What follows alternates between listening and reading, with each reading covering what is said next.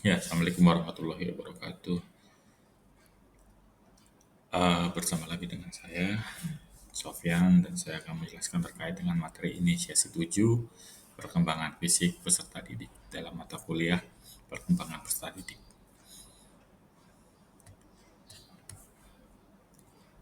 Tujuan pembelajaran inisiasi 7 ini adalah untuk mempelajari proses perkembangan otak, tubuh, motorik, dan seksual dari peserta didik. Tahapan perkembangan kognitif serta sosio-emosionalnya juga. Oke, pertama kita akan bahas terkait proses perkembangan otak, tubuh, motorik, dan sosial dari peserta didik. Jadi perkembangan tubuh anak bisa dilihat dan dibagi menjadi 4 periode. 2 periode itu pertumbuhan dengan cepat, dan 2 periode berikutnya adalah pertumbuhan yang lambat. Pertumbuhan cepat itu adalah pralahir dan 6 bulan setelah lahir, pertumbuhan tubuh sangat cepat. Anak yang sehat dan cukup gizi mengalami kenaikan panjang badan sebesar 50% dan berat sebesar 200%. Sedangkan untuk berikutnya 2 tahun atau 2 periode berikutnya, pertumbuhan yang dialami sedikit lambat dan stabil sehingga anak menginjak masa remaja 8 sampai 12 tahun. Perkembangan otak. Otak dalam bahasa Inggris merupakan encephalon atau pusat. Ya. Di sini otak manusia mengatur dari 100 juta sel saraf dan neuron. Saraf dan neuron ini mengkoordinir sebagian besar gerak, perilaku, dan fungsi tubuh. Oleh karena itu, ada kaitan erat antara otak dan pemikiran. Oke. Otak terbentuk dari 2 jenis sel, yaitu glia dan neuron. Glia berfungsi untuk menunjang dan melindungi neuron, sedangkan neuron membawa informasi dalam bentuk listrik, tegangan listrik yang dikenal sebagai potensi aksi, dan menyebarkannya seluruh tubuh dengan uh, bahasa yang disebut neurotransmitter.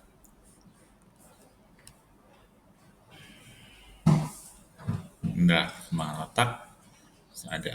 Jadi neuron ini atau saraf otak ini selalu berkembang.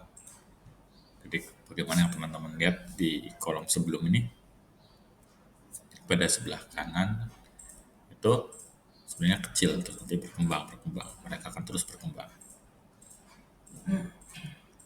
Perkembangan otak anak usia dini mengalami 3 fase: primitif, limbik, dan otak pikir. Oke.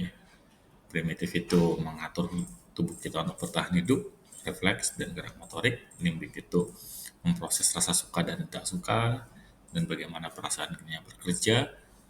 Dan otak pikir adalah tempat bergabungnya pengalaman, ingatan, perasaan, dan kemampuan berpikir. Nah, setelah umur 6-7 tahun, tahapan itu bergeser ke otak pikir. Ya. Awalnya otak kanan itu bertugas merespon citra visual, dan otak kiri merespon ketika kita membaca, menulis, dan bicara. Nah, kedua belah otak ini jembatan oleh yang dinamakan urat saraf corpus callosum. Jadi kiri kanan saling berkoordinasi untuk bisa menciptakan suatu kinerja tubuh yang bagus. Nah, ini adalah perkembangan fisik motorik dari peserta didik kita. Ada motorik kasar dan motorik halus. Motorik kasar itu melibatkan otot untuk bekerja, untuk melakukan kegiatan, sedangkan motorik halus itu otot-otot kecil yang di tangan untuk membuka pensil, gunting, dan lain-lain. Kemudian ada fase pubertas di sini. Fase pubertas itu peningkatan sekresi gonadotropin yang diproduksi oleh hipotalamus di otak kita. Jadi pubertas ini siswa akan belajar banyak terkait dengan memberikan respon negatif dan positif atas apa yang dia kerjakan.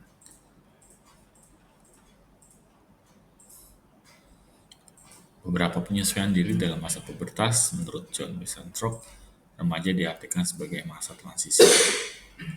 Sarlito itu berpendapat bahwa masa remaja adalah masa peralihan dari anak-anak ke dewasa, bukan hanya psikologisnya tapi juga fisiknya. Jawad Dahlan berpendapat bahwa remaja adalah proses transisi atau pubertas. Nyata, ada ciri-ciri pertumbuhan fisik, psikis, dan sosial.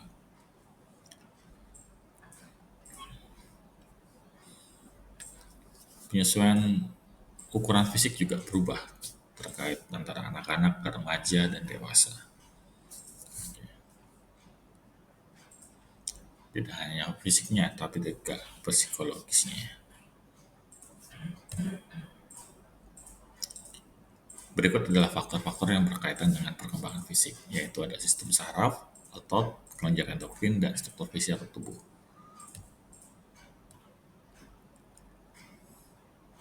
Nah, untuk perkembangan fisik itu ada dua, internal dan eksternal, yang mana dibagi seperti berikut. Nah, sekarang kita beralih ke perkembangan kognitif dan sosio-emosional. Oke, peserta didik berinteraksi dengan pendidik. Oke, pada fase anak usia dini, anak usia remaja, dan dewasa. Yang mana interaksi ini nanti akan mempengaruhi terkait dengan kognitif, sosio-emosional, dan fisiknya.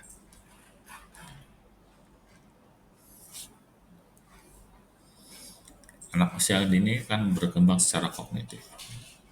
Dan aktivitas kognitif ini seperti mengingat dan berpikir. Oke. Perkembangan kognitif ini memiliki beberapa tahap, yaitu asimilasi, akomodasi, dan equilibrium.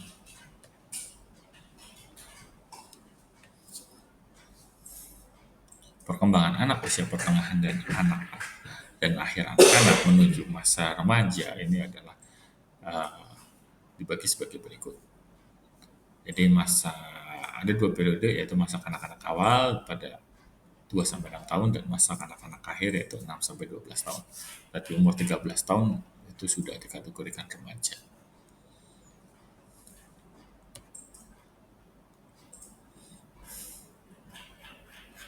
Nah, pada masa kanak-kanak menurut Harvey Schwartz yaitu mereka belajar mengerti terkait hal-hal yang benar dan salah.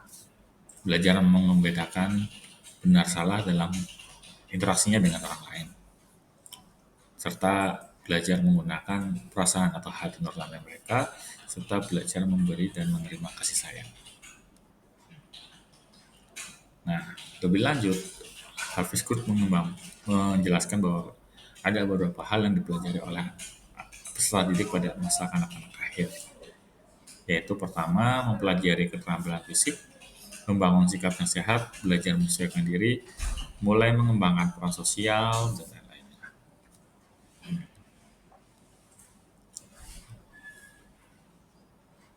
Di sini Harvey Schwartz dan Harlock itu serta Piaget juga memberikan pendapatnya bahwa masa kanak-kanak awal tahap perkembangan kognitif berada pada pemikiran praoperasionalnya.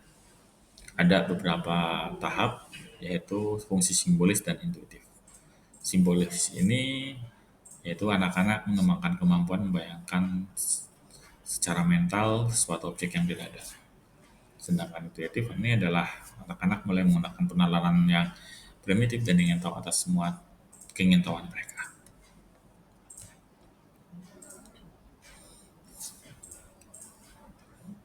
Menurut Piaget yang tersanum di Harlock pada tahun 90, Piaget ini berpendapat bahwa anak-anak sudah bisa mulai berpikir sistematis, analisis, dan sintesis, tapi terbatas pada benda-benda atau peristiwa konkret saja. Di sini mereka terbatas pada mengembangkan strategi pemecahan masalah, mempertimbangkan hubungan antara satu kejadian dan kejadian lain, mempertimbangkan bagaimana beberapa aspek yang berbeda dapat mempengaruhi orang lain. Kemudian ada egosentrisme, yaitu anak-anak sudah memiliki kemampuan mengkoordinasikan pandangan orang lain dan pandangan sendiri dan memiliki persepsi positif.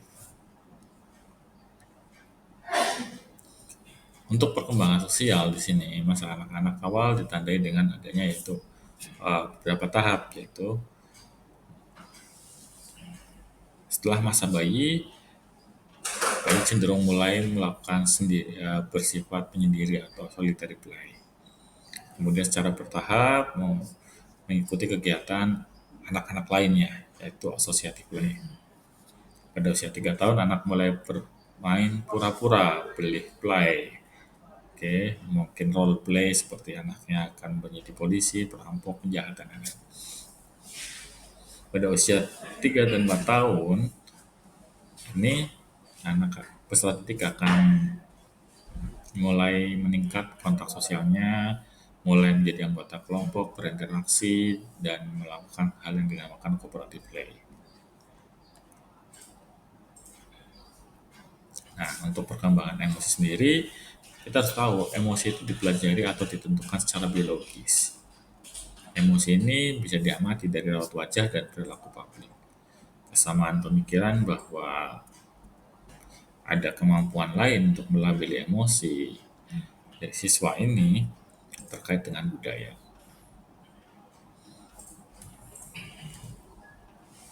Pada fase perkembangan sosial, di sini